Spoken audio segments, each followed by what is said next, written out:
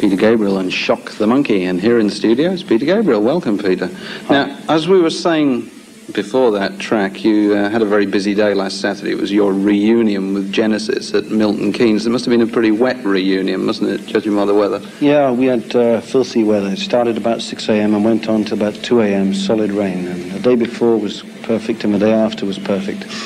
But you had to pick one day out of 7 years, and yeah, that was the one. What sort of show was it, for the benefit of people who didn't go? Was it a Genesis show or a Peter Gabriel show, or what?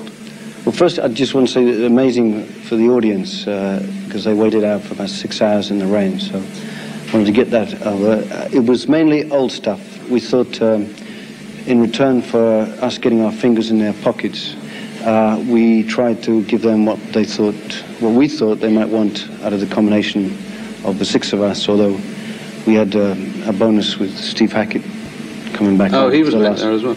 Yep. So were you all dressed up and everything? Because Genesis, sort of early 70s, were well known for fantastically theatrical presentations. Well, there was a little burst, you know. I tried to control it. I've seen a doctor, but it still gets the better of me.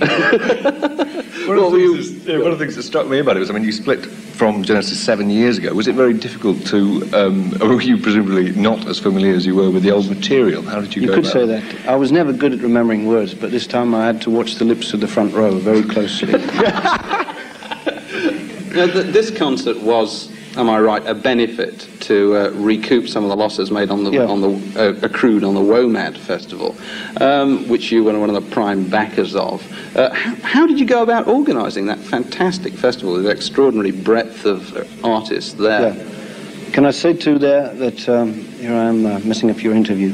There was one or two mentions suggesting that Genesis had actually got some money out of that, and although they're often portrayed as very unhip and exploitative capitalist men of the rock world, it's entirely down to them now that the WOMAD movement can move or struggle or crawl forward, and they didn't get anything out of it. That's good.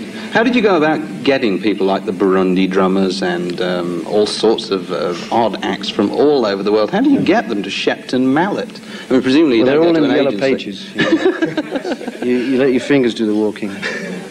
But, well, we went into it really knowing F.A. about the subject, really. You know, we just liked some certain sounds and noises and thought that there was a lot that was interesting us and a lot of other rock musicians getting turned on by it. So we approached embassies, music colleges, anyone with a record collection, folk record shops, and there was a group of people in Bristol that were doing most of the scouting, and some of the connections were very hairy, and we couldn't believe the amount of bureaucracy.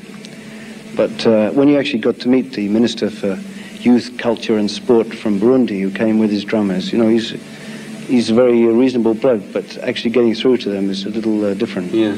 The festival reputedly lost a sum of about £200,000. What did it actually cost to put on? I'd say a lot.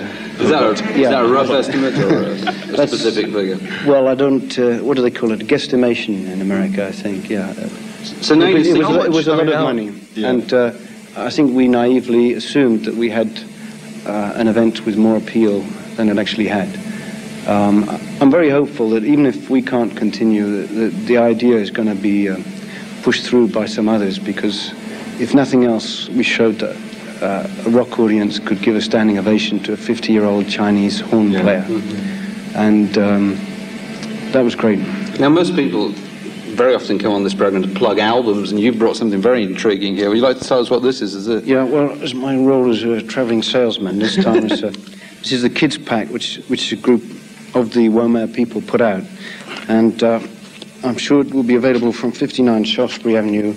But essentially, we want to see a lot of schools taking up these booklets and an introduction to cultures of all sorts of different places.